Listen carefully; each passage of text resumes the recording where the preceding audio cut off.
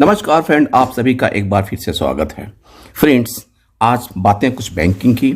इसमें पहला आईडीबीआई का प्राइवेटाइजेशन, दो प्राइवेट पब्लिक सेक्टर बैंकों का प्राइवेटाइजेशन और एलआईसी आईपीओ। आईडीबीआई बैंक का जो निजीकरण के लिए बात चल रही है, वित्त मंत्री जो स्टेट फाइनेंस मिनिस्टर हैं मिस्टर भागवत कराड़ ने लोकसभा में स्टेटमेंट दिया और उनका कहना है कि आईडीबीआई बैंक के निजीकरण की दिशा में काम तेजी से चल रहा है। इसके लिए सरकार की ओर से रोड शो का भी आयोजन किया जा रहा है। उन्होंने भरोसा दिलाते हुए कहा कि इस प्रक्रिया में बैंक के कर्मचारियों और शेयर होल्डर के इंटरेस्ट का पूरा ध्यान रखा जाएगा। लोकसभा में एक सवाल के जवाब में वित्त राज्य मंत्री भागवत कृष्ण राव कराड़ ने कहा कि आईडीबीआई के प्राइवेटाइजेशन की दिशा में काम तेजी से चल रहा है। इस बैंक के निजीकरण को लेकर सरकार की तरफ से निवेशकों को लिए रोड शो का आयोजन किया जाएगा। Government is planning to organise road show to assess the interest of investor, यानी कि सामान बाजार में बिक रहा है, खरीदार है कोई कि नहीं।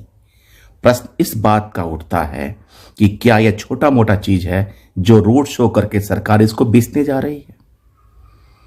आईडीबीआई जैसे बैंक को खरीदने के लिए कुछ ऐसे ही फाइनेंशियल स्टेबल के लोग आगे आएंगे जो उसे खरीद सकते हैं। वित्त राज्य मंत्री ने यह भी कहा कि एक्सप्रेशन ऑफ इंटरेस्ट निकालने के पहले ही इस रोड शो का आयोजन किया जाएगा और कर्मचारियों यानी कि एम्प्लॉइज स्टाफ का ध्यान रखा जाएगा कि उनका कोई इंटरेस्ट मारा ना जाए। सवाल यहाँ पे ये उठता है कि जब आप ओनरशिप दूसरे को दे दोगे तो गवर्नमेंट ऐसा कौन सा एग्रीमेंट कर लेगी जिससे स्टाफ का वेलफेयर होगा। ये कहना बेमानी है। केवल ये कहना, आश्वासन देना कि इंटरेस्ट ध्यान दिया जाएगा स्टाफ का, ये बहुत ही ज़्यादा लॉजिकली सही नहीं है। हालांकि ये सच है कि आईडीबीआई बैंक में गवर्नमेंट और एलआईसी का 94% हिस्सेदारी है और उस हिस्सेदारी को बेचने के लिए पिछले मई में कैबिनेट कमेटी ने अपना अप्रूवल दिया था। और कि जो एलआईसी के बारे में बात कर रहे हैं कि एलआईसी का जो आईपीओ आने वाला है, चूंकि बीच में आपका कोरोना काल की वजह से ये डिले हुआ, फिर रूस और यूक्रेन के लड़ाई की वजह से ये इसमें देरी आ रही है और गवर्नमेंट उपयुक्त समय ढूंढ रही है कि वो उपयुक्त समय मिले ताकि एलआईसी का आईपीओ आ सके, क्योंकि एलआईसी का आईपीओ देश का सबसे बड़ा आईपीओ होगा और उसको गवर्नमेंट अपने डिसइन्वेस्टमेंट पॉलिसी में रखे गए टारगेट 78,000 करोड़ रुपया प्राप्त करने के लिए एलआईसी के आईपीओ लाने में समझदारी, यानी कि इस बात का ध्यान दे रही है कि मार्केट में इसके आने के समय हमें ज़्यादा से ज़्यादा इन्वेस्टर इसको इंटरेस्ट लें। और एलआईसी में आपको जैसे पता है कि 20% एफडीआई की मंजूरी पहले ही कैबिनेट ने दे दिया है और अभी जो सेबी ने मंजूरी दिया था, जो सारे पेपर डीएचआरपीसी कहते हैं जो सबमिट किया गया था, उसके हिसाब से एलआईसी का आईपीओ केवल 12 मई तक आ सकता था। लेकिन गवर्नमेंट अभी इसको लाने के लिए उपयुक्त समय को तलाश कर रही है, इसलिए दोबारा सेबी में डीएचआरपीसी जो डॉक्यूमेंट्स होते हैं मंजूरी के लिए दाखिल किए गए हैं ताकि उसमें ऐसा कोई लिमिटेशन या बार न रहे। पॉलिसी होल्डर्स के लिए 10% के शेयर रिजर्व किए जाएंगे। डीआरएचपी के अनुसार रिजर्वेशन हिस्से के तहत एलआईसी पॉलिसी होल्डर्स के लिए 10% शेयर रिजर्व रहेगा। हो सकता है उनको शेयर के भाव में 5% का डिस्काउंट भी मिले। और 13 फरवरी को एलआईसी आईपीओ के लिए डीआरएचपी जमा किया गया था।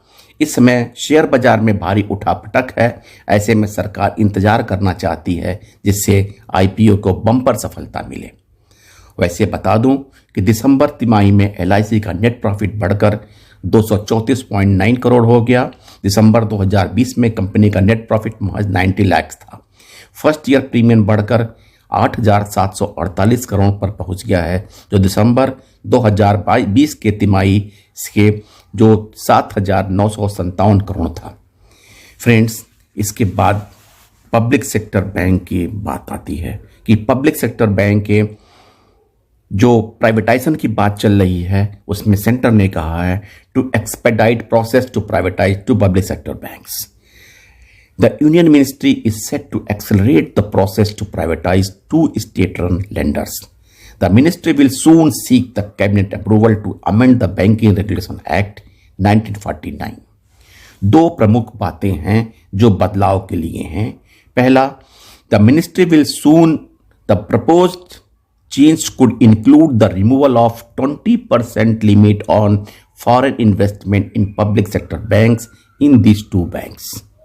और दूसरा इंपॉर्टेंट है, the other change could be the offer of a more lucrative voluntary retirement scheme to the staff of the two concerned lenders.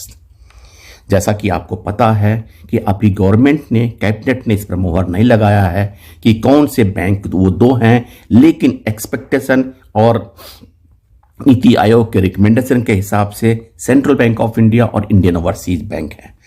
यहां बातें दो मुख्य बातें हैं। पहला कि क्या गवर्नमेंट ये लिमिट 20% का एफडीआई का हटाएगी।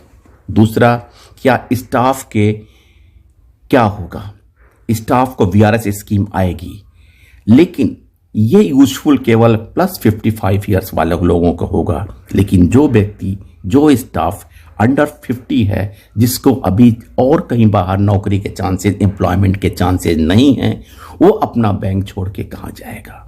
ये इंट्रोगेटिव मार है, क्योंकि ये प्रश्नवाचक चिन्ह हमेशा के लिए है कि आप वीआरएस क्या उन यंग बैंकर्स दोगे जो अभी अपनी सर्विस 15-20 साल के स्टेज में हैं, जिन्हें अभी पूरा अब लायबिलिटी उनके ऊपर है।